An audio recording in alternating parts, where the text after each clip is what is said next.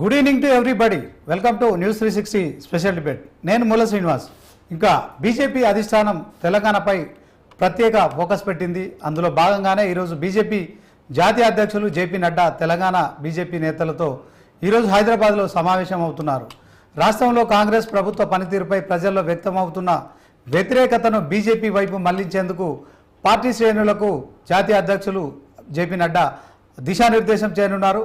మరోవైపు BRS party పనితీరు పట్ల ప్రజల నుంచి మద్దతు కూడా కూడగట్టడంలో మరి ఎలాంటి పరిస్థితులు ఉన్నాయి, సో అది ఆ పార్టీ విఫలమవుతుందా, ఈ నేపథ్యంలో తెలంగాణ ప్రజలకు బీజేపీ పెద్ద దిక్కుగా ఉండాలని కూడా మరి జేపీ నడ్డా దిశానిర్దేశం చేయనున్నారు. ఇక బీఆర్ఎస్ కాంగ్రెస్లను ఎండగట్టి ప్రజల్లో ఉంటూ ప్రజా సమస్యల కోసం కృషి చేయాలని పిలుపునిచ్చే అవకాశం ఉంది. మొత్తానికి ఇప్పుడు జేపీ నడ్డా నేతృత్వంలో హరిత ప్లాజాలో బీజేపీ పదాధికారుల సమావేశం జరుగుతోంది. దీంట్లో కీలక నేతలంతా పాల్గొంటున్నారు. ముఖ్యంగా ఎమ్మెల్యేలు, ఎమ్మెల్సీలు, ఎంపీలు, కీలక నేతలతో పాటు ఇక బీజేపీ శ్రేణులు, ముఖ్య నేతలు కూడా పాల్గొంటున్నారు. రానున్న స్థానిక సంస్థ ఎన్నికల్లో బీజేపీ ఆధిపత్యం సాధించాలని బీజేపీ నడ్డా మరి శ్రేణులను కోరే అవకాశం ఉంది. ఇక 2028లో తెలంగాణలో బీజేపీ అధికారంలోకి రావడమే ఏకైక లక్ష్యంగా అందరూ కలిసి పనిచేసే దిశగా కూడా రాష్ట్ర బీజేపీకి జాతీయ అధ్యక్షుడు నడ్డా దిశానిర్దేశం చేయనున్నారు. మొత్తానికి ఈ పార్టీ మీటింగ్ అయితే చాలా కీలకంగా మరి బీజేపీ నేతలు భావిస్తున్నారు. ఎందుకంటే ఇప్పటికే తెలంగాణ బీజేపీలో కొన్ని మరి వర్గ పోర్లు అంతర్గతంగా కనిపిస్తున్నాయి. ఇప్పటి వరకు తెలంగాణ రాష్ట్ర అధ్యక్ష పదవిలో మరి కిషన్ రెడ్డి కొనసాగుతున్నారు. ఆయన కేంద్ర మంత్రిగా అలాగే రాష్ట్ర అధ్యక్షులుగా బాధ్యతలు నిర్వర్తించడం కావచ్చు, తర్వాత బీజేపీని క్షేత్రస్థాయిలో మరి పార్టీని డెవలప్ చేయడం విషయంలో కావచ్చు, మరి జిల్లా అధ్యక్షులు కావచ్చు, నియోజకవర్గాల అధ్యక్షులు కావచ్చు, మొత్తానికి గ్రామ స్థాయి నుంచి జిల్లా స్థాయి వరకు కావచ్చు, మరి పార్టీని పునర్నిర్మాణం చేసే దిశగా కొంత ఇబ్బందులు తలెత్తుతున్నాయి. చాలా రోజులుగా కూడా బీజేపీ శ్రేణుల్లో మరి సీనియర్లుగా తమకు అవకాశాలు వస్తాయని ఆశిస్తున్న వారు కూడా కొంత నిరాశ చెందుతున్నారు. సో ఇప్పటికే 2-3 వర్గాలుగా కూడా పార్టీ చీలిపోయిందనే ప్రచారం జరుగుతోంది. సో దీంట్లో మరి ఎవరికి వారే యమునా తీరే అన్నట్టుగా కూడా మరి నేతలు మాట్లాడుతున్న నేపథ్యంలో కార్యకర్తలు కూడా అయోమయం చెందుతున్నారు. సో మరొకసారి తెలంగాణ బీజేపీలో ఐక్యత రాగం మరి వినిపించేందుకే మరి జేపీ నడ్డా పర్యటనగా అందరూ భావిస్తున్నారు. ఇదే అంశంపై ఈరోజు స్పెషల్ డిబేట్. ఇక ఈ డిబేట్లో నాతో పాల్గొంటున్నారు ప్రముఖ అనలిస్టు కోటేశ్వరరావు గారు. కోటేశ్వరరావు గారు, good evening sir. Good evening, చెప్పండి సార్. జగత్ ప్రకాష్ నడ్డా బీజేపీ జాతీయ అధ్యక్షులు ఈరోజు హైదరాబాదు వచ్చారు. ఇక మొదటగా ఆయన భాగ్యలక్ష్మి అమ్మవారిని దర్శించుకుంటున్నారు. తర్వాత బీజేపీ కార్యకర్తలతో కలిసి బీజేపీ నేతలకు దిశానిర్దేశం చేయనున్నారు. మరొక ఏదైతే సభ్యత్వ నమోదు కార్యక్రమంపై కూడా పార్టీలో ఏ మేరకు వర్కౌట్ అవుతుందనే విషయంలో కూడా తెలుసుకునే అవకాశం ఉంది. 100 రోజుల పాలన పట్ల కూడా తెలంగాణ ప్రజల్లో మరి ఫీడ్బ్యాక్ ఏంటని కూడా తీసుకునే అవకాశం ఉంది. మొత్తానికి రానున్న స్థానిక సంస్థల ఎన్నికలే లక్ష్యంగా బీజేపీ అయితే మరి వ్యూహాలు రచిస్తున్నట్టు తెలుస్తోంది.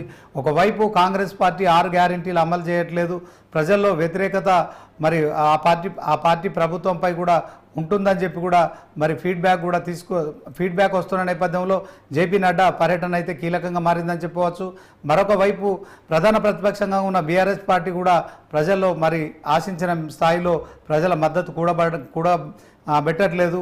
సో ఈ అవకాశాన్ని ఖచ్చితంగా బీజేపీకి అనుకూలంగా మార్చుకోవాలని కూడా బీజేపీ జాతీయ నేత అయితే భావిస్తున్నట్టు సమాచారం అందుతోంది. ఇక చెప్పండి సార్, మరి ప్రస్తుతం రాష్ట్రంలో బీజేపీ సో మొత్తానికి మరి రాష్ట్ర బీజేపీ పూర్తి స్థాయిలో మరి జాతీయ అధ్యక్షుడు నడ్డా దిశానిర్దేశాన్ని ఎలా చూస్తారు? మరి ఇప్పటికే వర్గపోరుతో సతమత అవుతున్న ఆ పార్టీ కొంత మరి కార్యకర్తల్లో కూడా అయోమయం నెలకొన్న నేపథ్యంలో ఈ ఏదైతే గ్యాప్ ఉందో ఆ గ్యాప్ను ఫుల్ఫిల్ చేసుకోవడంలో మరి కొంత విఫలమవుతోంది. ఇప్పటికే బండి సంజయ్కి కేంద్ర మంత్రి పదవి ఇవ్వడం కావచ్చు, కిషన్ రెడ్డి కూడా కేంద్ర మంత్రి పదవి ఇవ్వడం కావచ్చు, ఇద్దరు ముఖ్య నాయకులు కూడా మరి కేంద్ర మంత్రి పదవులు తీసుకున్న నేపథ్యంలో రాష్ట్ర నాయకత్వం బాధ్యతలు కిషన్ రెడ్డి మరి స్వీకరించినప్పటికీ, బాధ్యతల్లో ఉన్నప్పటికీ కూడా ఆయన పూర్తిస్థాయిలో పార్టీకి సమయం కేటాయించే పరిస్థితి లేదు. ఇక శ్యామ్ ముఖర్జీ భవన్ అయితే ఏదైతుందో బీజేపీ రాష్ట్ర కార్యాలయంలో మరి ఎప్పుడు 24 అవర్స్ కార్యకర్తలకు మరి నాయకులకు అందుబాటులో ఉండే ఒక రాష్ట్ర నాయకుడు అవసరం ఉంది కనుక ఈ నాయకత్వ విషయంలో కూడా బీజేపీలో ఏకాభిప్రాయం కుదరడం లేదు.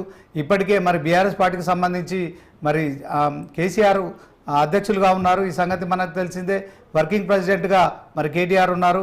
అట్ ద సేమ్ టైం మరి హరీష్ రావు కూడా చాలా కీలకంగా పార్టీ రోలు పోషిస్తున్నారు. మొత్తానికి బీఆర్ఎస్ ఎక్కడికెక్కడ ప్రజల్లో క్షేత్రస్థాయిలో ఆ పార్టీ క్యాడర్ కావచ్చు, లీడర్స్ అంతా కూడా మరి ప్రజలతో ప్రధాన ప్రతిపక్ష పాత్ర పోషిస్తున్నారు. At the same time Congress party కూడా ప్రభుత్వంలో ఉంది. మరి ముఖ్యమంత్రిగా రేవంత్ రెడ్డి పూర్తిగా పాలనపై దృష్టి సారించాలి. మరి ఆ ప్రజాప్రభుత్వం ప్రమాణ స్వీకారం అని చెప్పి మరి ఏదైతే ట్యాగ్ లైన్తో మరి ఆ పార్టీ ప్రమాణ స్వీకారం చేసిన రోజున పెట్టుకున్న ట్యాగ్ లైన్ పూర్తిగా న్యాయం చేయాలంటే ఆయన పూర్తి స్థాయిలో ప్రభుత్వాన్ని నడిపించే దిశగా మరి సచివాలయానికి ప్రతిరోజు రావాల్సి ఉంటుంది. ఇదే నేపథ్యంలో ఆయన టీపీసీసీ అధ్యక్షులుగా మరి మొన్నటి వరకు కొనసాగారు. సో 2 బాధ్యతలు చేయడం కష్టంతో కూడుకున్న పని కనుక మరి ఇప్పటికే జాతీయ అధ్యక్షులు మల్లికార్జున్ ఖర్గేకు మరి రాష్ట్ర నాయకునిగా ఎవరన్నా నియమించాలని చెప్పిన నేపథ్యంలో మరి ఎమ్మెల్సీగా ఉన్న మహేష్ కుమార్ గౌడ్కు మరి టీపీసీసీ అధ్యక్ష పదవిలో మరి నియమించిన సంగతి తెలిసిందే. ఇప్పుడు బీజేపీ అలాగే బీఆర్ఎస్, బీజేపీ కాంగ్రెస్ 2 పార్టీలు కూడా మరి ఏదైతే రాష్ట్ర అధ్యక్ష పదవి విషయంలో మరి ఆ అధ్యక్షులను నియమించుకున్నారు. ఆ పార్టీ కూడా ప్రజల్లోకి వెళ్తోంది. కానీ కిషన్ రెడ్డి రాష్ట్ర అధ్యక్షులుగా ఉన్నారు, ఎట్ ద సేమ్ టైం కేంద్ర మంత్రిగా ఉన్నారు కనుక మరి ఆయన కార్యకర్తలకు అందుబాటులో ఉండే పరిస్థితి కొంచెం ఇబ్బందుల్లో ఉంది.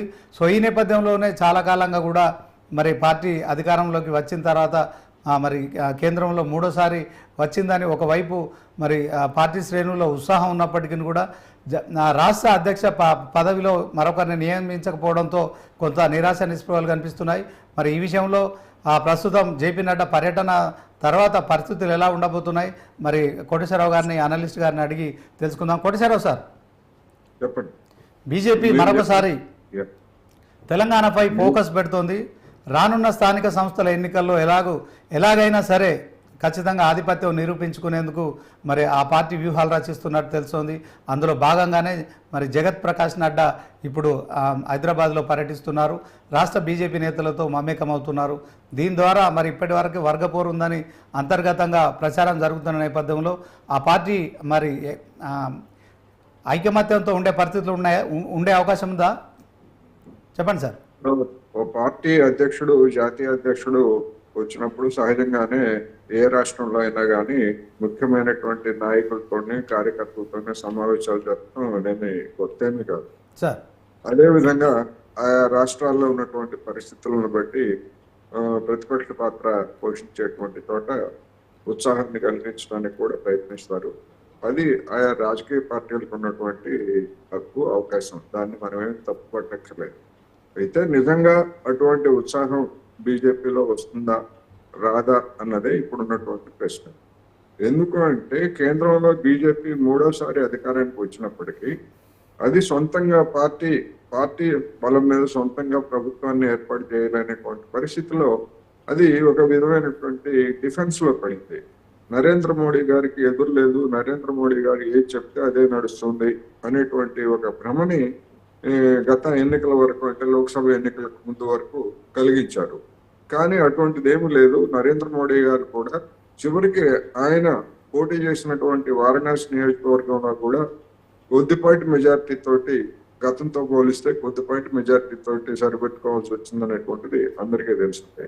అన్నింటికి మించి వాళ్ళు ఐకాన్ గాను లేకపోతే పెద్ద ప్రచార ఎత్తుగడగాను చేసినటువంటి అయోధ్యలో ఆ పార్టీ ఓడిపోవడం అనేటువంటిది ఒక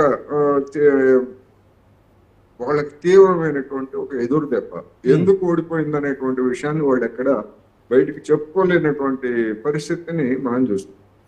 అయితే ఆంధ్రప్రదేశ్ లో, తెలంగాణలో అధికారంలో ఉన్నది కాంగ్రెస్, ప్రతిపక్షంలో ఉన్నది బీఆర్ఎస్ కనుక మేమే ప్రత్యామ్నాయం అంటూ అసెంబ్లీ ఎన్నికల్లోనూ లేదా పార్లమెంట్ ఎన్నికల్లో కూడా వాళ్ళు ఒక ఛాంపియన్ లాగా వచ్చారు.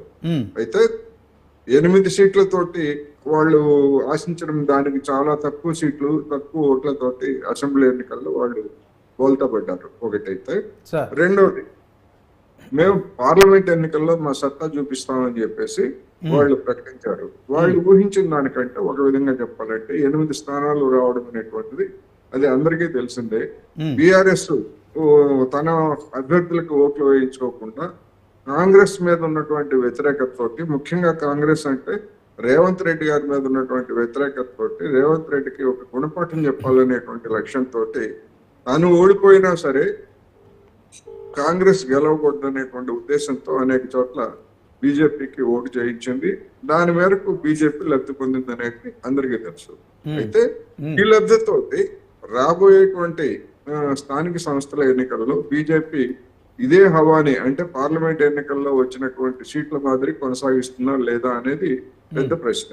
అటువంటి అవకాశం లేదు అనేటువంటిది అనేక మంది చెప్తున్నారు. ఎందుకు అంటే గ్రామీణ ప్రాంతాల్లో బీజేపీకి ఇప్పటికీ కొన్ని ప్రాంతాల్లో మినహా ఇప్పటికీ అంత ఆర్గనైజేషన్ గా పట్టు లేదనేటువంటి ఒకటైతే, దేశంలో తగిలినటువంటి ఎదురుదెబ్బల పూర్వరంగంలో గతంలో మాదిరి చొక్కాలు దించుకొని పనిచేసేటువంటి వాళ్ళు ఉంటారా అనేటువంటిది ఒక సమస్య. అయితే ఇందాక మీరు చెప్పినట్టుగా ఇంటర్లో మీరు చెప్పినట్టుగా బీజేపీలో తలెత్తినటువంటి వర్గపోరు అనేటువంటిది ఇప్పటికీ ఆ పార్టీని ఇబ్బంది పెడుతూనే ఉందనేది కూడా మనం గమనించాలి. ఎందుకు అంటే అసెంబ్లీ ఎన్నికలు అయిపోయి 10 నెలలు గడుస్తున్నప్పటికీ ఇంతవరకు నూతన రాష్ట్ర అధ్యక్షుడిని నియమించుకోలేనటువంటి దుస్థితిలో ఆ పార్టీ ఉంది.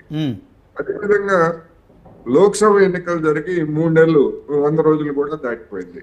ఇప్పటికీ అది ఎప్పుడు పార్టీ అధ్యక్షుని కొత్త అధ్యక్షుని నియమించుకుంటుందో ఎన్నుకుంటుందో తెలియనటువంటి పరిస్థితి కూడా ఆ పార్టీలో ఉన్నది. అందువల్ల బీజేపీ నాయకత్వం పైకి ఎన్ని కబుర్లు చెప్పినా, నాయకులుగా ఉన్నటువంటి వాళ్ళు ఎన్ని ప్రకటనలు చేసినప్పటికీ అంతర్గతంగా ఉండేటువంటి దాని సమస్యలు దానికి ఉన్నాయి. ఎవరిని అధ్యక్షుడిగా పెట్టేట్లయితే రేపు మళ్ళా వచ్చే అసెంబ్లీ ఎన్నికల నాటికి వారినే కొనసాగించకపోయేట్లయితే మళ్ళా అదొక సమస్య అవుతుంది. అందుకని ఇట్లా అనేకమైనటువంటి లెక్కల్ని బీజేపీ తేల్చుకోవాల్సి ఉంది. అందుకని ఇప్పుడు సభ్యత్వ కార్యక్రమం అనేటువంటిది వాళ్ళు పూర్తి చేశారు ఇటీవల కాలంలో.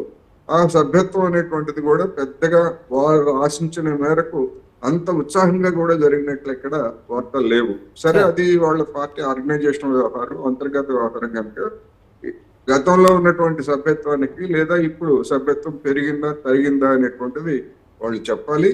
దాన్ని బట్టి అది కూడా ఎందుకు అంటే ఒకవేళ సభ్యత్వం పెరిగింది అని కనుక వాళ్ళు చెప్పేట్లయితే రేపు స్థానిక సంస్థల ఎన్నికల్లో అది కనుక ప్రతిబింబించకపోతే ఆ సభ్యత్వం బోగస్ అనేటువంటిది బయటపడుతుంది. అందువలన ఇట్లాంటి కొన్ని ఇబ్బందుల్లో బీజేపీ ఉన్నది. ఏ విధంగా నడ్డా గారు కానివ్వండి, నరేంద్ర మోడీ గారు కానివ్వండి, ఈ రాష్ట్రంలో ఉన్నటువంటి బీజేపీని ముందుకు తీసుకెళ్తారు అనేటువంటిది నిజంగానే ఒక ఆసక్తి కలిగించేటువంటి అంశంగానే ఉందనేది నా అభిప్రాయం. అంటే సార్, గతంలో బీజేపీ ఒక ఎమ్మెల్యే 4 ఎంపీలు గెలిచారు. సో ఇప్పుడు 8 మంది ఎమ్మెల్యేలు 8 మంది ఎంపీలు గెలవడం కావచ్చు. గ్రేటర్లో కూడా చూసుకున్నట్టయితే మరి 48 మంది కార్పొరేటర్లు గెలవడం. అంటే తెలంగాణ రాష్ట్ర ప్రజలు బీజేపీని ఆదరిస్తున్నారనేది మాత్రం స్పష్టమవుతుంది సార్ ఈ ఎన్నికల ఫలితాలతో. ఓకే, అందులో లీడింగ్ ఎవరు తీసుకున్నారు? రాష్ట్రంలో కాంగ్రెస్ అధికారంలో ఉంది. సో మరి కాంగ్రెస్ సమానంగా 8 ఎంపీ సీట్లు వచ్చాయి. At the same time BJP కూడా 8 సీట్లు గెలుచుకుంది. అంటే తెలంగాణ ప్రజలు కొంత బీజేపీపై ఫోకస్ పెట్టారని స్పష్టమవుతుంది. అయితే మరి 10 ఏళ్ల తర్వాత అంటే జవహర్లాల్ నెహ్రూ రికార్డును కూడా మరి నరేంద్ర మోడీ గారు ప్రధానిగా బ్రేక్ చేశారు. 3వ సారి ప్రధాని అయ్యారు. ఇదంతా బాగానే ఉంది. దేశవ్యాప్తంగా మనం కాసేపు పక్కన పెట్టుకుంటే తెలంగాణలో ఇప్పటికే బీఆర్ఎస్ గత 10 ఏళ్ళుగా కూడా బీజేపీపై మరి తీవ్ర విమర్శలు చేస్తుంది. తెలంగాణకు బీజేపీ ఎలాంటి సహాయ సహకారాలు అందించట్లేదు, తెలంగాణకు ₹1 కూడా ఇవ్వట్లేదని చేస్తున్న ప్రచారం కావచ్చు. అయినప్పటికీ కూడా ప్రజలు కొంత బీజేపీని ఆదరించడంలో మరి కాంగ్రెస్ మీద వ్యతిరేకత ఉందనుకోవాలా, బీఆర్ఎస్పై వ్యతిరేకత ఉందా, బీజేపీకి అనుకూలించిన అంశాలు ఏమున్నాయి సార్?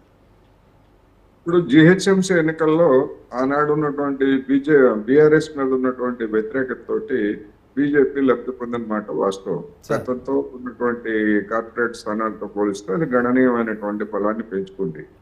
కానీ అదే స్థాయిలో అసెంబ్లీ ఎన్నికల్లో మరి 1 సీటు కూడా జంట నగరాల్లో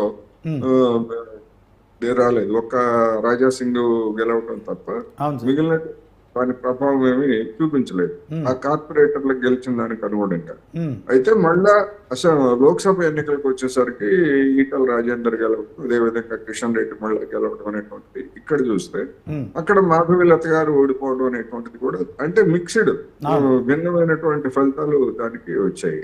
అందువల్ల ఈ లోక్సభ ఎన్నికలు లేకపోతే ఇవన్నీ కూడా కొన్ని ప్రత్యేకమైనటువంటి పరిస్థితుల్లో నేను ఇంతకు ముందే చెప్పినట్టుగా ఒక భిన్నమైనటువంటి పరిస్థితుల్లో జరిగాయి. అది ఒకటైతే, ఇప్పుడు ఈ బిఆర్ఎస్ అనేటువంటిది మళ్ళా రివైవ్ కావడానికి మాకు బీజేపీతో ఎలాంటి సంబంధం లేదు, మేము బీజేపీతో చేతులు కలపడం లేదని చెప్పుకుంటూ ఒక ప్రతిపక్ష పార్టీగా తన పాత్రను పోషించడానికి లేదా తన శ్రేణులను నిలబెట్టుకోవడానికి కూడా ప్రయత్నం చేస్తా ఉంది. ఆ ప్రయత్నం చేసేటప్పుడు మరి లోక్సభ ఎన్నికల్లో మాదిరి ఆ రెండు పార్టీలు కుమ్మక్క అవుతాయా అంటే స్థానిక సంస్థల ఎన్నికల్లో అటువంటి అవకాశాలు పరిమితంగా ఉంటాయనేది నా అభిప్రాయం. ఎందుకు అంటే ఎక్కడికెక్కడ స్థానికంగా ఉండేటువంటి గ్రామాల్లో కావచ్చు లేదా పట్టణాల్లో కావచ్చు ఆ విధమైనటువంటి సర్దుబాట్లు అంటే లోక్సభ ఎన్నికల్లోనూ లేదా అసెంబ్లీ ఎన్నికల్లోనూ కుదిరేంత సర్దుబాట్లు దిగువకి వెళ్ళేసరికి అటువంటి అవకాశాలు చాలా తగ్గిపోతా ఉంటాయి.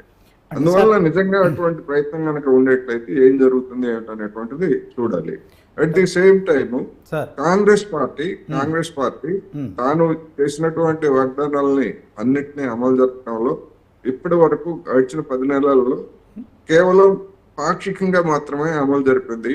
అనేకమైనటువంటి అంశాల మీద ఇంకా జనంలో భ్రమలు కొనసాగిస్తూ ఉంది. ఎందుకంటే దానికి ఆర్థిక పరమైనటువంటి ఆటంకాలు కలుగుతున్నటువంటి స్థితిలో మళ్ళా స్థానిక సంస్థల ఎన్నికల నాటికి మరి రేషన్ కార్డులు కావచ్చు లేకపోతే ఇట్లాంటి ఇంకా కొన్ని అపరిష్కృతంగా ఉన్నటువంటి సమస్యలు, అదేవిధంగా కొన్ని పథకాలు కూడా అమలు జరపడం ద్వారా తిరిగి మరొకసారి జనంలో అభిమానం పొందేందుకు కాంగ్రెస్ కూడా తన ఎత్తుగడలని తో ముందుకు పోతుందనేది కూడా మనకు తెలుసు. అందుకని ఈ కాంగ్రెస్ లేదా రాష్ట్ర ప్రభుత్వం ఎత్తుగడలు ఎట్లా ఉంటాయి, అమలు జరిపేటువంటి పథకాలు ఎలా ఉంటాయి, అదే విధంగా ఈ బీసీ గణన అనేటువంటిది కూడా ఒక సమస్య ఉన్నది. ఆ తర్వాత ఆ రిజర్వేషన్లు ఎట్లా పరిష్కరిస్తారు, చట్టబద్ధంగా ఎట్లయితే 50% దాటిన రిజర్వేషన్లను సుప్రీంకోర్టు అంగీకరించేటువంటి అవకాశం లేదు. ఎవరో ఒకరు కనుక కోర్టుకు వెళ్తారు. అందువల్ల కాంగ్రెస్ కూడా అనేకమైనటువంటి సంక్లిష్టమైనటువంటి సమస్యలు ఉన్నమాట వాస్తవం. అట్ ది సేమ్ టైం అధికారం ఉంది కనుక అది కొత్త పద్ధతుల్లో ఏ విధంగా ముందుకు పోతుంది అనేటువంటిది కూడా దానికి కూడా ఒక పరీక్షా సమయంగానే ఇప్పుడు ఉన్నది అనేది నాకు. ఓకే సార్, ఇప్పుడు కేంద్రంలో బీజేపీ అధికారంలో ఉంది. గతంలో 10 సంవత్సరాలు బీఆర్ఎస్ పార్టీ అధికారంలో ఉండే. మొత్తానికి ఆ కేంద్రంలో ఉన్న ప్రభుత్వంతో రాష్ట్ర ప్రభుత్వం సఖ్యంగా లేకపోవడం ద్వారా కొంత నిధుల కేటాయింపు విషయంలో కావచ్చు, సంక్షేమ పథకాలు కావచ్చు, బడ్జెట్లో కావచ్చు మరొక వివక్ష చూపించారని బీఆర్ఎస్ ఆరోపించింది. అట్ ద సేమ్ టైం మరి తెలంగాణ సీఎం రేవంత్ రెడ్డి కాంగ్రెస్ పార్టీకి సంబంధించిన మరి అధ్యక్షుడు కావచ్చు, ముఖ్యమంత్రి కావచ్చు, ప్రభుత్వం ఏర్పాటు చేసిన తర్వాత గత సంస్కృతికి భిన్నంగా మరి ప్రధానమంత్రి రాష్ట్ర పర్యటన వచ్చిన సందర్భంలో రిసీవ్ చేసుకోవడం కావచ్చు, తర్వాత కేంద్రం పెద్దన్న అని అనడం కావచ్చు, తర్వాత కేంద్రం నుంచి ఖచ్చితంగా మరి రాష్ట్రంలో కొంత ఖజానా పరిస్థితి దీనంగా ఉంది కనుక బీజేపీ ఖచ్చితంగా మరి సహాయం చేయాలి. ఈ నేపథ్యంలోనే ఈ భేషజాలన్నీ మరి వదిలేసి ఈ యొక్క నరేంద్ర మోడీని రిసీవ్ చేసుకోవడం, బడే బాయ్ అనడం కావచ్చు, తర్వాత ఎన్నికల సమయంలో మరి దేశవ్యాప్తంగా బీజేపీ కాంగ్రెస్ మధ్య మరి విరుద్ధమైన ఏవైతే ఉంటాయో వాటి ప్రకారం కామెంట్ చేయడం కావచ్చు. అంటే తెలంగాణ రాష్ట్రం ఏర్పడి మరి ప్రజలు ఎంతో కష్టపడి సాధించుకున్న తెలంగాణలో ఇటు కేంద్రంలో ఉన్న బీజేపీ నిధులు ఇవ్వట్లేదు, గాడిద గుడ్డు అని చెప్పి కూడా బీఆర్ఎస్ ప్రచారం చేసింది. అట్ ద సేమ్ టైం అదే స్లోగన్ కాంగ్రెస్ కూడా మరి ప్రజల్లోకి తీసుకెళ్లే కార్యక్రమం చేసింది. ఈ రకంగా చేయడం వల్ల కేంద్రం నుంచి సహకారం మరి రాష్ట్రానికి అందే పరిస్థితి ఉంటుందా? తెలంగాణకి ఒకవైపు బీజేపీ అన్యాయం చేసిందని కాంగ్రెస్ బీఆర్ఎస్లు రెండు కూడా ఆరోపిస్తున్న నేపథ్యంలో దీన్ని ఎలా చూడొచ్చు అంటారు సార్? ఇప్పుడు పార్టీల మధ్య సంబంధాలు వేరు, ప్రభుత్వాల మధ్య సంబంధాలు వేరు అనేటువంటిది మనం విడివిడిగా చూడాలి.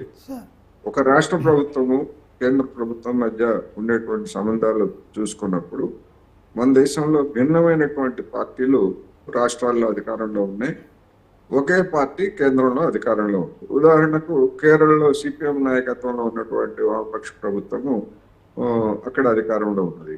ప్రధానమంత్రి గారు ఆ, తిరువనంతపురం లేదా కేరళ పర్యటనకు వచ్చినప్పుడు ప్రోటోకాల్ ప్రకారం అక్కడ ఉన్నటువంటి ప్రభుత్వం సిపిఎం బీజేపీని పూర్తిగా వ్యతిరేకిస్తున్నప్పటికీ రాజకీయంగా ముఖ్యమంత్రిగా ఉన్నటువంటి పినరయి విజయన్ ప్రోటోకాల్ ప్రకారం ప్రధానమంత్రిని రిసీవ్ చేసుకోవడం, ఆ మర్యాదలను పాటించడం అనేటువంటిది ఆయన ఏమి తక్కువ ఏమి చేయలేదు. ఆ విషయంలో బీజేపీ కూడా ఎక్కడ ఇంతవరకు ప్రోటోకాల్ పాటించలేదు అనేటువంటి విమర్శలు కూడా కేరళ ముఖ్యమంత్రి మీద చేయలేదు. కానీ అదేవిధంగా తమిళనాడు ముఖ్యమంత్రి కూడా డిఎంకేలో ఉన్నారు ఆయన. అక్కడ కూడా అటువంటి సంబంధాలే, సౌహృద్భావమైనటువంటి సంబంధాలే కేరళలో ఉన్నాయి. కానీ రాజకీయంగా రెండు కూడా ప్రత్యర్థులుగా ఉన్నాయి. బీజేపీని ఎట్టి పరిస్థితుల్లోనూ రానివ్వడమని తమిళనాడులో కానీ లేదా కేరళలో కానీ అక్కడ ఉన్నటువంటి ప్రభుత్వాలు పెద్దలు చూస్తున్నారు. కానీ తెలంగాణకు వచ్చేసరికి కేసీఆర్ హయాంలో అటువంటి ప్రోటోకాల్ను కూడా పాటించడానికి ఆయన ముందుకు రాలేదు అనేటువంటి విమర్శలు వచ్చాయి.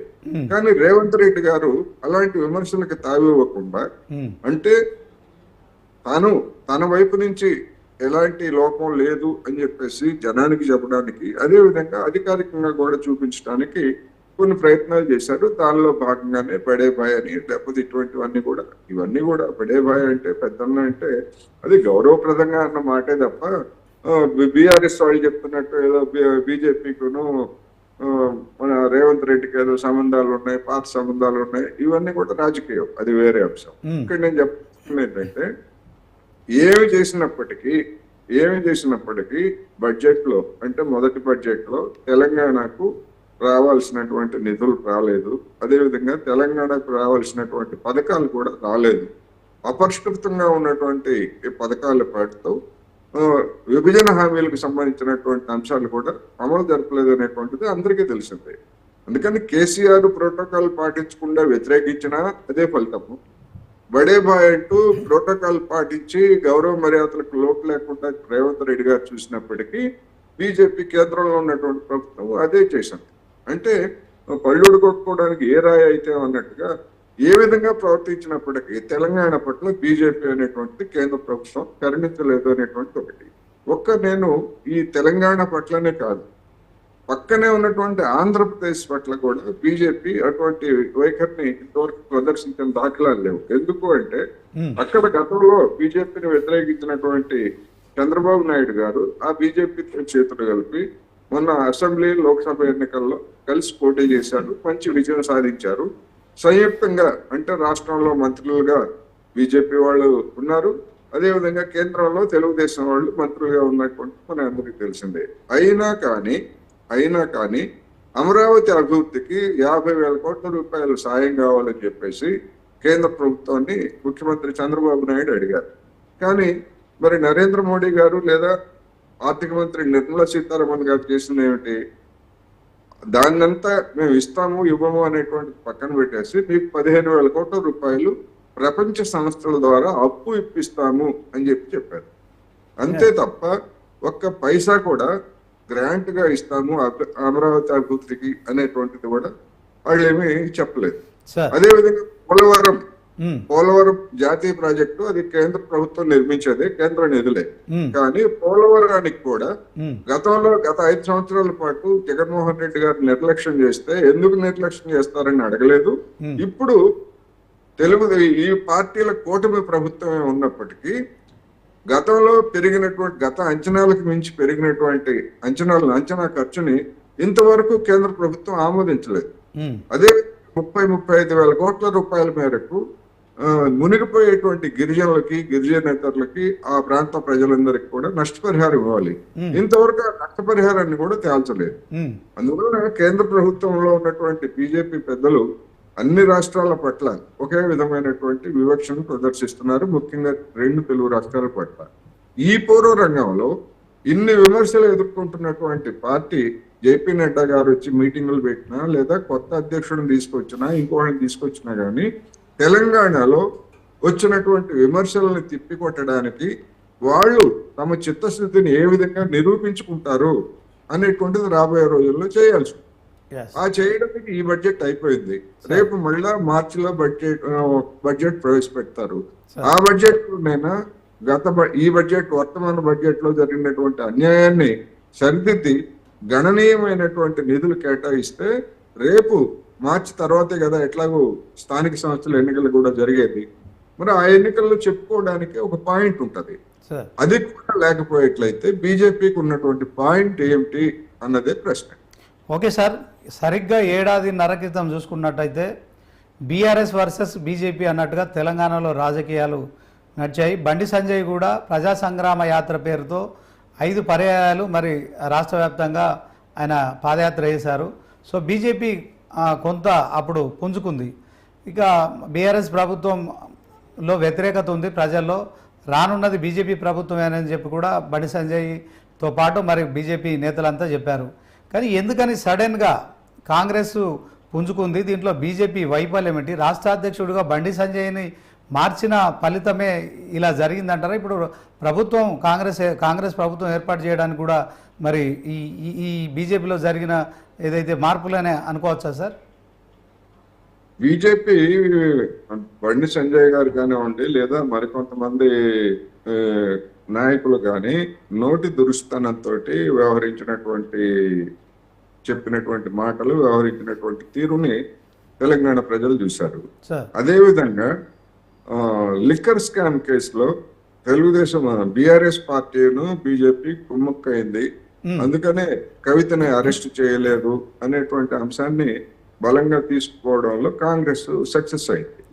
ఎందుకు అంటే కవిత మీద కేసు లేనప్పుడే బీజేపీ వాళ్ళు ఆమె అరెస్ట్ అవుతుంది, ఆ కేసులో జైలుకి వెళ్తుంది అని చెప్పేసి ముందుగానే వాళ్ళు ప్రచారం చేశారు. ముందే కోయిల కూర్చుని అన్నట్టుగా ముందే కూర్చుని ఆ మాట మాట్లాడినటువంటి వాళ్ళు అప్పటి వరకు ఆ ఎన్నికల నాటి వరకు ఆమెను కేసులో ఆమె మీద కేసు నమోదు చేయలేదు.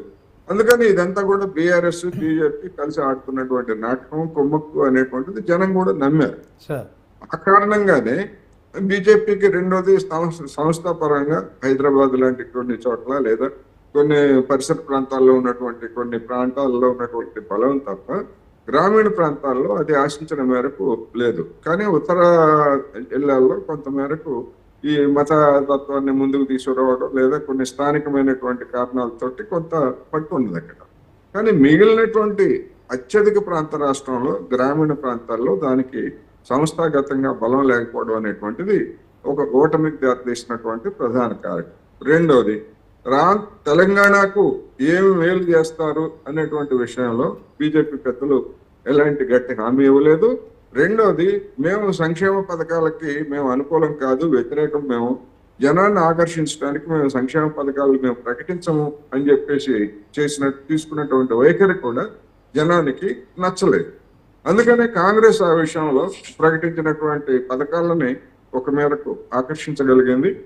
అటువంటి పథకాలను అమలు జరపడంలో బీఆర్ఎస్ 10 ఏళ్లలో విఫలమైంది కనుక బీఆర్ఎస్ కంటే కాంగ్రెస్ మెరుగైంది అనేటువంటి ఉద్దేశంతో స్వల్పమైనటువంటి మెజార్టీతో అయినా కానివ్వండి కాంగ్రెస్ కి జనం పట్టం కట్టారు.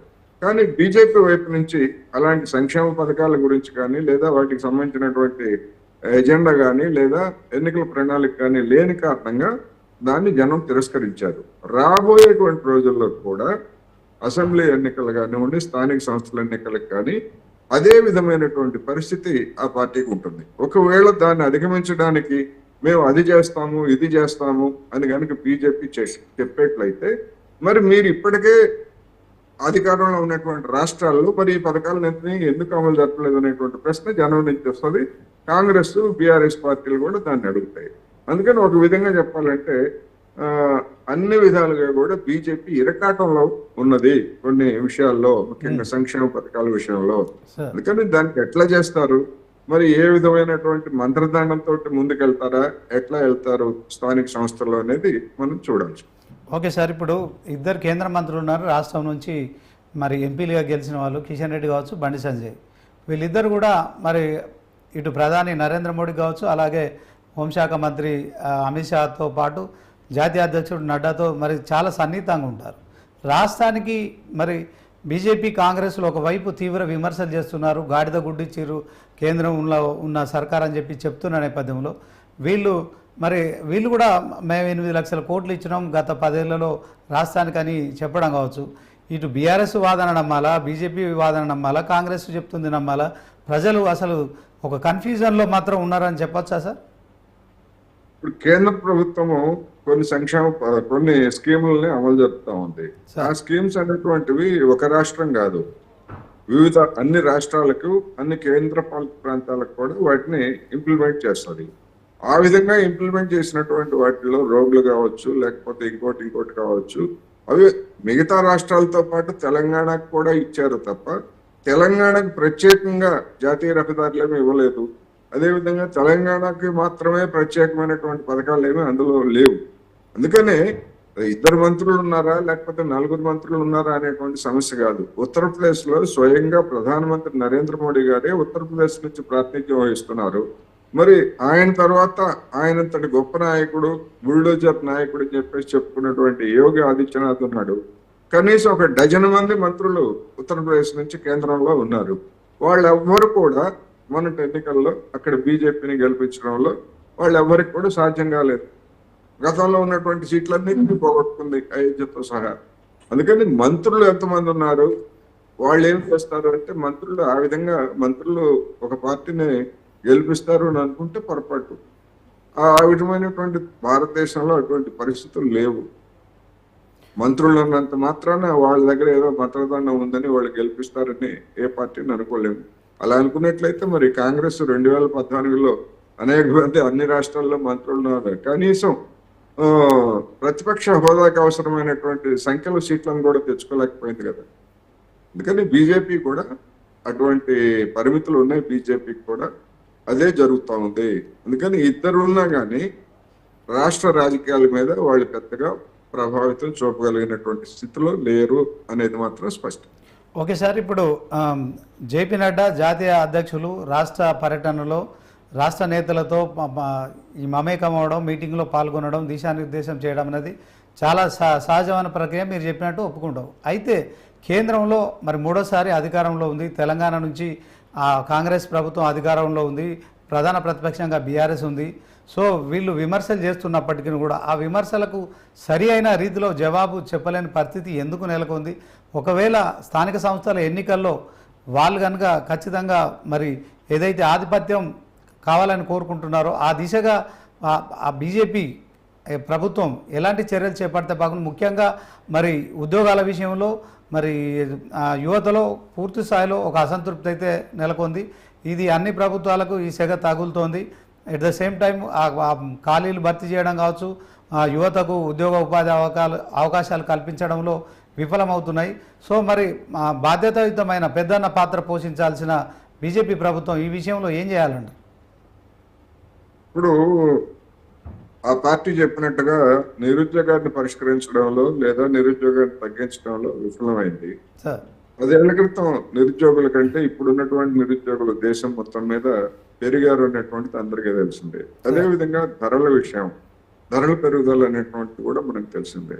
ఇప్పుడు సెప్టెంబర్ 14వ తారీఖు నుంచి విదేశాల నుంచి దిగుమతి చేసుకునేటువంటి పామోలిను, లేకపోతే పొద్దుతిరుగుడు పూలు, సోయా నూనెలు, ఇటువంటి వాటి మీద 20 నుంచి 30% వరకు దిగుమతి పన్నులను పెంచండి. అంటే ఏంటి దాని అర్థం ఏంటి? ఆ మేరకు మన మార్కెట్లో నూనెల రేట్లు పెరుగుతాయి, దిగుమతి చేసుకున్నటువంటి రేట్లు పెరుగుతాయి. అట్ ది సేమ్ టైము మన దేశంలో ఉత్పత్తి అవుతున్నటువంటి వాళ్ళు కూడా అదే రేట్లకు విక్రయిస్తారు తప్ప ఇది మేము దిగుమతి చేసుకున్నటువంటి నూనె, ఇది కిలో 150, ఇది దేశీయంగా తయారైనటువంటి నూనె, ఇది కిలో 125కి ఇస్తాము, 100 రూపాయలకి ఇస్తామని ఏ వ్యాపారి కూడా చెప్పండి. దిగుమతి చేసుకున్నటువంటి నూనె రేటుకే అమ్ముతారు తప్ప తగ్గించి అమ్మరు. అందుకనే ఆ కారణంగానే ఇప్పుడు మళ్ళా నూనెల రేట్లు పెరుగుతున్నాయి అనేటువంటి మనకు తెలిసింది. అదే సమయంలో మహారాష్ట్ర రైతులను ఉద్దేశించి కానీ గతంలో ఉద్దేశించి కానీ ఉల్లి ఎగుమతుల్ని కేంద్ర ప్రభుత్వం నిషేధించింది. ఆ ఉల్లి ఎగుమతుల్ని మళ్ళా మహారాష్ట్రలో ఎన్నికలు వస్తున్నాయి కనుక మొన్నటి లోక్సభ ఎన్నికల్లో అదే ఉల్లి రైతులు బీజేపీని ఘోరంగా ఓడించారు కనుక ఆ ఉల్లి ఎగుమతుల మీద నిషేధం ఎత్తేశారు. ఆ ఉల్లి ఎగుమతుల మీద నిషేధం ఎత్తేస్తే మనం చూస్తున్నాం హైదరాబాద్ మార్కెట్లో 60 రూపాయల నుంచి నాణ్యమైనటువంటివి 70 రూపాయల వరకు ఉన్నాయి. ఇంకా కొన్ని చోట్ల అంతకంటే ఎక్కువ కూడా రేటు పలుకుతుందని చూస్తున్నాం. మరి 10 రూపాయలకి దొరికినటువంటి ఉల్లి లేదా 15 రూపాయలకి దొరికినటువంటి ఉల్లి ఒకసారిగా 60 రూపాయలకి ఎదురైతే మరి సామాన్యుల పరిస్థితి ఏంటి? నూనెలు ధరలు పెరుగుతున్నాయి, పప్పుల ధరలు పెరిగాయి, ఉల్లి ధరలు పెరిగాయి. మరి ఈ అసంతృప్తి అంతటిని మరి 3 సార్లు అధికారానికి వచ్చినా 30 సార్లు అధికారానికి వచ్చినా గానీ నరేంద్ర మోడీ గారు అరికట్టకపోతే ఆ అధికారాన్ని ఏం చేసుకుంటారు? ఎన్నిసార్లు గెలిచినా ఒరిగేది ఏమిటి? అంటే సార్ ఇప్పుడు కేంద్రంలో అధికారంలో ఉన్న ప్రభుత్వం ఈ ధరల నియంత్రణ చేసే అవకాశం ఉంటుందా సార్? మరి ఈ విమర్శలు చేస్తున్నట్టు, ప్రతిపక్షాలు విమర్శలు చేస్తున్నట్టు క్రూడ్ ఆయిల్ ధర తగ్గుతుంది, అక్కడ డాలర్ రేటు విషయంలో కావచ్చు, ఇట్లాంటి విమర్శలు చేస్తున్న నేపథ్యంలో కేంద్రంలో ఉన్న ప్రభుత్వం మరి ఈ రాష్ట్రాలపై పడుతున్న, అంటే ప్రజలపై పడుతున్న భారాన్ని తగ్గించే వాళ్ళకి అవకాశం ఉంటుందా? దీంట్లో నిమిత్త మాత్రులుగానే ఉండే పరిస్థితి ఉంటుందా? లేదు, కేంద్ర ప్రభుత్వం అనుసరించేటువంటి విధానాలే రాష్ట్రాలన్నిటికి కూడా ఉంటాయి. జిఎస్టి అనేటువంటిది కేంద్ర ప్రభుత్వమే కదా జిఎస్టి నిర్ణయిస్తా ఉంది, అందుకని పన్నులనే నిర్ణయిస్తా ఉంది. అదే విధంగా ఎగుమతులు దిగుమతుల విధానం అనుసరించేటువంటిది కూడా కేంద్ర ప్రభుత్వమే. ఉదాహరణకి 2022 ఏప్రిల్ 6 నుంచి ఇప్పటి వరకు, అంటే 2 సంవత్సరాలు దాటిపోయింది ఇప్పటికి, చమురు ధరలని అదే ఒకే ధరతోటి ఈ 2 సంవత్సరాల పైగా మనకి విక్రయిస్తా ఉంది. పెట్రోల్, డీజిల్ మనందరికీ తెలిసిందే. కానీ ఆ 2022లో $90 దాకా ఉన్నటువంటి అంతర్జాతీయ మార్కెట్ ఇప్పుడు $70 పడిపోయింది. కొన్ని సందర్భాల్లో మీదకి కూడా వచ్చిందని చెప్తున్నారు. మరి అంతకుముందు ప్రభుత్వం చెప్పింది ఏమిటి? అంతర్జాతీయ మార్కెట్ లో ముడి చమురు ధర పెరిగితే మేము ఇక్కడ పెట్రోల్ ధరలు పెంచుతాము, అంతర్జాతీయ ముడి చమురు ధరలు తగ్గితే మేము ఇక్కడ తగ్గిస్తాము, ప్రతిరోజు మేము ధరలు నిర్ణయం చేస్తామని చెప్పేసి చెప్పింది కదా ఇదే ప్రభుత్వము. మరి $90 నుంచి $70 పడిపోతే ఎందుకని $20 మేరకు ఇంతవరకు గత 2 సంవత్సరాలకు ఒకే ధరలను ఎందుకు అమలు జరుపుతా ఉంది? ఎందుకు తగ్గించలేదు? అదేవిధంగా పన్నుల రేట్లు విపరీతంగా పెంచారు. మరి ఆ పన్నుల రేట్లైనా తగ్గించారా? కనీసం అది కూడా తగ్గించలేదు.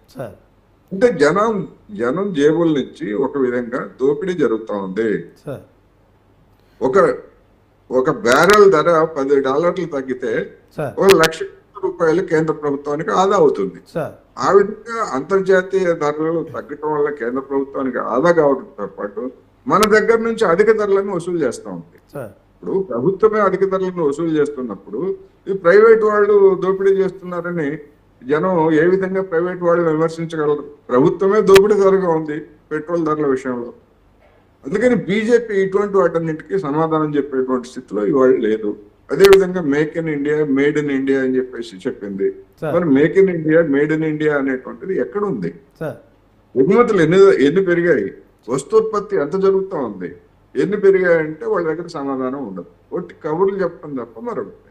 అందుకని కేంద్ర ప్రభుత్వం అనుసరించేటువంటి విధానం. అదేవిధంగా రూపాయి విలువ గురించి మరి అధికారంలో లేనప్పుడు, ప్రతిపక్షంగా ఉన్నప్పుడు బీజేపీ నేతలు పెద్ద ప్రచారం చేశారు. ఇది అసమర్థ ప్రభుత్వము, యూపీఏ ప్రభుత్వం, మన్మోహన్ సింగ్ రూపాయి విలువను అదుపు చేయలేకపోతున్నారు. మరి 58 రూపాయలుగా ఉన్నటువంటి రూపాయి విలువ ఇవాళ 84 రూపాయలకు దిగజారిపోయినా కానీ ఏ ఒక్క బీజేపీ నాయకుడు దాని గురించి మాట్లాడరు. మరి ఇది నరేంద్ర మోడీ గారి సమర్థతకు నిదర్శనమా, అసమర్థతకు నిదర్శనమా? అందుకని ఇవన్నీ ఫ్యాక్టర్స్ కూడా ధరల పెరుగుదలకి, జన జీవితాలు దెబ్బతింటానికి కారణమవుతున్నాయి. నిన్న మొన్న పేపర్లో ఒక వార్త వచ్చింది. ఏంటి అంటే అక్టోబర్ 1 నుంచి కనీస వేతనాలని కేంద్ర ప్రభుత్వం సవరించింది అని. కనీస వేతనాలను సవరించలేదు. 6 నెలలకు ఒకసారి కరువు భత్యాన్ని సవరిస్తారు. అటువంటి కరువు భత్యాన్ని సవరించింది. కానీ నరేంద్ర మోడీ సర్కారు 2017 నుంచి ఇంతవరకు కనీస వేతనాలన్నీ పెంచలేదు. కనీస వేతనాలను పెంచితే ఆ మేరకు పెరిగినటువంటి డిఏ ఇవన్నీ కూడా వస్తాయి. అదేవిధంగా మన రాష్ట్రంలో, తెలంగాణలో 2012లో లేదా అంతకు ముందు పెంచినటువంటి కనీస వేతనాలు తప్ప ఇంతవరకు 10 ఏళ్లలో బీఆర్ఎస్ కానీ, ఏడాది గడుస్తున్న రేవంత్ రెడ్డి సర్కార్ కానీ వాటిని పెంచడానికి ఎలాంటి ప్రయత్నాలు లేవు. 1 కోటి మంది అసంఘటిత రంగ కార్మికులకి మేలు చేసేటువంటి దాన్ని మరి అటు బీజేపీ పట్టించుకోలేదు కేంద్రంలో, సార్. ఇక్కడ టీఆర్ఎస్ పట్టించుకోలేదు, సార్. కాంగ్రెస్ కూడా పట్టించుకోలేదు అనేటువంటిది మనం చూస్తున్నాం. అందుకనే జనాల జీవితాలు దిగజారిపోతున్నాయి కనుక అసంతృప్తి అనేది పెరుగుతా ఉంది. ఓకే సార్, ఇందాక మనం క్రూడ్ ఆయిల్ ధర గురించి మాట్లాడుకున్నాం. గతంలో నెలకు మినిమం ప్రతిరోజు ధరలు పెరిగినాయి అని చెప్పి పెట్రోల్ డీజిల్ మీద కూడా మరి ఎవరైతే వాహనదారులకైతే ఆ ప్రతిరోజు ఆ కేంద్రంలో ఉన్న సర్కారు షాక్ ఇస్తూనే ఉంది. అయితే గత కొంతకాలంగా మాత్రం ఇట్లాంటి కార్యక్రమం ఏమీ జరగట్లేదు. మీరు అన్నట్టు అంతర్జాతీయంగా క్రూడ్ ఆయిల్ ధరలు ఎట్లా పెరిగితే అట్లా మేము పెంచుతున్నామని చెప్పిన కేంద్ర ప్రభుత్వం ఎందుకని కొన్ని రోజులుగా లీటర్కు ఒక రేట్ ఫిక్స్ చేసి అదే రేటును తీసుకుంటున్నారు. దీంట్లో మీరు అన్నట్టు ధర తగ్గినప్పుడు ఆ కేంద్రంలో ఉన్న ప్రభుత్వం ధర తగ్గించడం లేదా? దీంట్లో మరి కాంగ్రెస్ ఈ విషయాన్ని ఎందుకని సీరియస్గా తీసుకోవట్లేదు? ఇది అందరి ప్రజలకు అంటే ప్రజలందరికీ భారం కనుక ప్రధాన ప్రతిపక్షంగా ఉన్న కాంగ్రెస్ పార్టీ ఈ విషయంలో విఫలమైపోయింది అనుకోవచ్చా సార్? డెఫినెట్ గా. ఎందుకంటే దీన్ని ఎక్కడ మిగతా అంశాల మీద కాంగ్రెస్ కావచ్చు, బీఆర్ఎస్ కావచ్చు, ఈ పార్టీలన్నీ కూడా ఎక్కడ దీని గురించి పెద్ద యాజిటేషన్స్ చేయలేదు. నేను ఏమంటున్నానంటే పార్టీలే కాదు, జనం కూడా దీని గురించి పట్టించుకోవట్లేదు, అలవాటు పడిపోయారు. జనం కదా ప్రశ్నించాల్సింది. రోజు మనం బంక్కి వెళ్ళి పెట్రోల్ డీజిల్ కొట్టించుకుంటా ఉంటే ఏమిటి మరి అంతర్జాతీయ మార్కెట్ లో పీపా ధర $20 తగ్గితే మాకు ఎందుకు తగ్గించలేదు అని చెప్పేసి అడిగేటువంటి జనానికి కూడా ఉండాలి కదా. జనానికి కూడా లేదు. వాళ్ళకి అవకాశం వచ్చేది ఓన్లీ ఎన్నికల సమయంలోనే కదా సార్. మీడియా ఎన్ని మీడియాలు, ఎన్ని టీవీ ఛానల్స్ ఈ విధంగా 2 సంవత్సరాల నుంచి ఒకే ధరను వసూలు చేస్తున్నారు. జేబులు కొల్లగొడతా ఉన్నాయి కేంద్ర ప్రభుత్వము.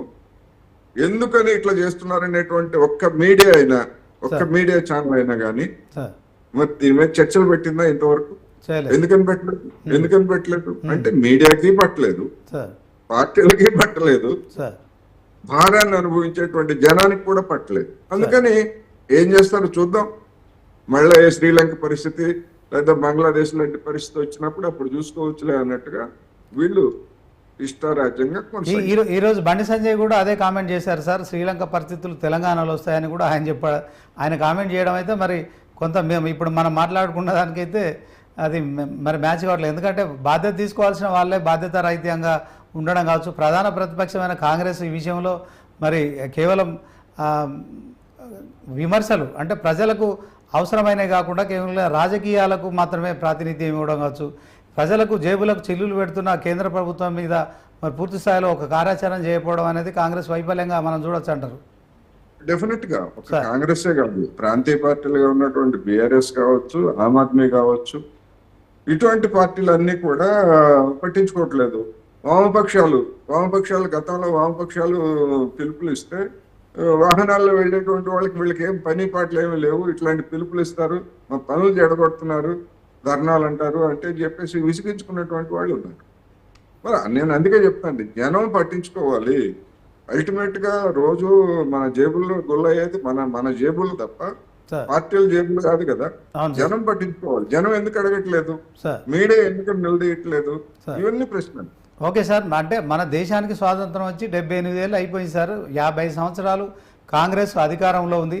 సో దీంట్లో కాంగ్రెస్ వైఫల్యమే దేశం వెనుకబడడానికి కారణం అని చెప్పి బీజేపీ మరి ప్రతి ఎన్నికల్లో ప్రచారం చేస్తూ అధికారంలోకి వచ్చింది. ఇక ఇప్పుడు 11 సంవత్సరాలుగా కూడా కేంద్రంలో బీజేపీ ఉంది.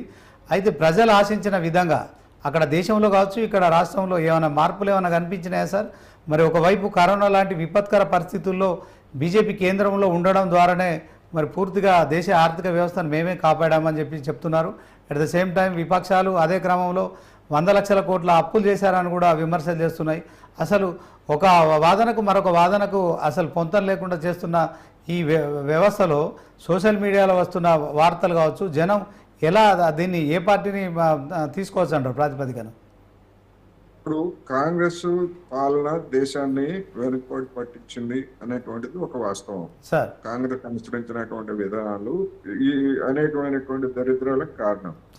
ఆ దరిద్రాలకు కారణం అనేటువంటి దాన్ని మేము సరిచేస్తామని చెప్పేసి బీజేపీ, ముఖ్యంగా నరేంద్ర మోడీ 10 సంవత్సరాల నుంచి అధికారానికి వచ్చారు.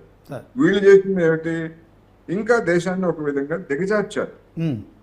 దిగజార్చారు. ప్రభుత్వ రంగ సంస్థలన్నింటినీ కూడా మూసేస్తున్నారు, ప్రభుత్వ రంగ సంస్థలన్నింటినీ కూడా అమ్మేస్తున్నారు. ఉపాధిని దెబ్బతీస్తున్నారు, ఇవన్నీ చేస్తున్నారు. Sir at the same time 10 సంవత్సరాల క్రితము కేంద్ర ప్రభుత్వం అప్పు 55 లక్షల కోట్లు అయితే, అవును సార్. మరి ఈ 10 సంవత్సరాల్లో నరేంద్ర మోడీ గారు చేసినటువంటి అప్పు 182, దాదాపు 185 లక్షల కోట్లకు పెరిగింది. ఉమ్, గడిచినటువంటి 70 సంవత్సరాల్లో లేదా 68 సంవత్సరాల్లో 55 లక్షల కోట్ల అప్పు పెరిగిపోతే, మరి ఈ 10 సంవత్సరాల్లో ఆ 55 లక్షల అప్పు 180 లక్షల కోట్లకు పెరిగింది. మరి ఏమి చేశారు ఆ సొమ్ముతోటి? జన జీవితాలు ఏమైనా బాగుపడ్డాయా? పెట్రోల్ రేట్లు ఏమైనా తగ్గించారా? పప్పులు ఉప్పుల ధరలు ఏమైనా తగ్గించారా? ఏమి తగ్గించలేదు. ఇందాక నుంచి మనం చెప్పుకున్నటువంటి మరి 2022 ఏప్రిల్ 6 నుంచి ఉమ్, ఇంతవరకు అంతర్జాతీయ మార్కెట్లో ధరలు తగ్గితే ఉమ్, పెట్రోల్ ధరలు, డీజిల్ ధరలు ఎందుకు తగ్గించలేదు అంటే ఎవరైనా నోరు విప్పుతున్నారా? మన్ కీ బాత్ అంటారు నరేంద్ర మోడీ గారు. ఆ మన్ కీ బాత్ లో ఎప్పుడైనా చెప్పారా ఉమ్, ఫలానా కారణంతో మేము పెట్రోల్ ధరలు తగ్గించడం లేదు, లేదా మేము ప్రకటించినటువంటి విధానాన్ని మేము ఎందుకు నిలిపేశామని ఎప్పుడన్నా ఎవరైనా చెప్పారా? బండి సంజయ్ గారు ఇన్ని కబుర్లు చెప్తున్నాడు, లేదా కిషన్ రెడ్డి గారు ఇన్ని కబుర్లు చెప్తున్నారు. ఉమ్, ఎప్పుడైనా పెట్రోల్ రేట్లు ఎందుకని మార్చలేదని ఎవరైనా అడిగిన విలేకరు ఎవరైనా ఉన్నారా? వాళ్ళకి సార్ విలేకరులు అడగట్లేదు, మీడియా ప్రశ్నించట్లేదు, అందరికంటే జనం ప్రశ్నించట్లేదు. అందుకని వాళ్ళు ఇష్టం వచ్చినట్టు సాగిస్తారు. అంటే ఓవరాల్గా బీజేపీ కేవలం హిందుత్వం అనే ఒక ఎజెండాతోని మాత్రమే, హిందువుల ఓట్లతోనే అధికారంలోకి వస్తుంది తప్ప మెజారిటీ పీపుల్గా ఉన్న హిందువుల కోసం కూడా ఏం చేయలేదంటారా? దానికి వచ్చినటువంటి ఓట్లు ఎంత? సార్. 36%, 37% 2019లో వచ్చాయి. సార్ 2024లో ఇంకో 1.5%, 36% వచ్చింది. సార్ మరి ఈ దేశంలో మెజారిటీ 80% హిందువులే ఎట్లయితే, సార్ మరి 36% ఓట్లే దానికి ఎట్లా వచ్చాయి? సార్ అంటే మెజారిటీ హిందువులు కూడా దానికి ఓటేయట్లేదు. సార్ మెజారిటీ హిందువులు కూడా ఓటేయట్లేదు. అందుకని హిందుత్వ అనేది ఒక ప్రచారము, ఉమ్, ఒక ప్రచారం తోటి ఓటు బ్యాంకు రాజకీయం చేస్తున్నది తప్ప మరొకటి కాదు. ఇప్పుడు పెట్రోల్ ధరలు తగ్గలేదు. ఉమ్, ఎవరు? మెజారిటీ హిందువులే కదా దోపిడీకి గురయ్యేది. మరి ఎందుకని వాళ్ళ గురించి మరి ఏమైనా హిందువులకి ఏమన్నా పెట్రోల్ రేట్లు ఏమైనా తగ్గించారా? సార్ లేదా హిందువులకి ఏమన్నా పప్పులు నూనెల ధరలు ఏమైనా తగ్గించారా? లేదు కదా. అందుకని హిందుత్వం అనేటువంటిది మనకి కూడు పెట్టదు, గుడ్డనివ్వదు, ఇల్లునివ్వదు. అది ఒక మానసికమైనటువంటి భావన తప్ప. అందుకనే క్రమంగా కొంతకాలం అది పనిచేస్తుంది, కానీ కొన్ని సంవత్సరాల తర్వాత ఆ హిందుత్వం అనేటువంటిది లేదా మతం అనేటువంటిది పనిచేయదు. కడుపు కాలినటువంటి వాడికి మతం ఏమిటి? అన్నం దొరుకుతుందా లేదా, గూడు దొరుకుతుందా లేదా, కట్టుకోవడానికి బట్టలు దొరుకుతాయా లేదా అని చూసుకుంటాడు తప్ప మతం నాకేమన్నా ఇవన్నీ ఇస్తుందని చెప్పేసి ఎవడు చూసుకోడు. భారతదేశంలో కూడా అలాంటి పరిణామం మొదలైంది. Okay sir. అందుకనే నరేంద్ర మోడీ గారికి మొన్న ఎన్నికల్లో ఎదురు దెబ్బలు తగిలాయి అనేది పూర్తి. సార్ ఫైనల్గా బీజేపీ అంటే ఒక సీనియర్ జర్నలిస్ట్గా చెప్పండి, సమాజం కోసం బీజేపీ ఏం చేయాలి? ఇటు దేశంలో కావచ్చు, రాష్ట్రంలో కావచ్చు. టైం అప్ సార్, తొందర చెప్పండి. ఇప్పుడు ఉన్నటువంటి విధానాలన్నింటినీ కూడా సమూలంగా మార్చి ప్రజలకు అనుకూలమైనటువంటి విధానాలని అమలు జరపాలి. సార్ ఇందాక నుంచి మనం చెప్పుకున్నటువంటి ఇప్పుడు విదేశాల నుంచి దిగుమతి చేసుకునే ధరల మీద దిగుమతి పన్నులు వేస్తున్నారు. ఎందుకు వేస్తున్నారు? అది మనమే కదా చెల్లించాల్సింది. అవును సార్. అంటే ఇక్కడ నువ్వు పండించడానికి, నూనె గింజలను పండించడానికి నీకు చేత కాలేదు, ప్రోత్సహించడానికి చేత కాలేదు. దిగుమతి చేసుకున్న వాటి మీద పన్నులు వేసి నువ్వు ఆదాయం పొందుతున్నావు. మరి ఇలాంటి పనులు ఏమిటి? అందుకని ఈ విధమైనటువంటి ప్రజా వ్యతిరేకమైనటువంటి విధానాలన్నింటినీ కూడా సమూలంగా మారిస్తేనే ఏ పార్టీ అయినా, అది బీజేపీ అయినా, కాంగ్రెస్ అయినా, బీఆర్ఎస్ అయినా మనుగడ సాగిస్తాయి. లేకపోయేట్లయితే ఎప్పుడొకప్పుడు మళ్ళీ ఇటువంటి పార్టీలను కూడా మనం శ్రీలంకలో చూసాం. మరి ఆకస్మికంగా ఒక్కసారిగా అక్కడ ఉన్నటువంటి ఒక కమ్యూనిస్ట్ ని అధ్యక్షులుగా ఎన్నుకున్నారు జనం మొట్టమొదటిసారిగా శ్రీలంకలో. అంతకుముందు 2019లో ఆయనకు వచ్చినటువంటి ఓట్లు ఎన్నో తెలుసా? 3%, 3.16%. మొన్నటి ఎన్నికల్లో 43% వచ్చాయి.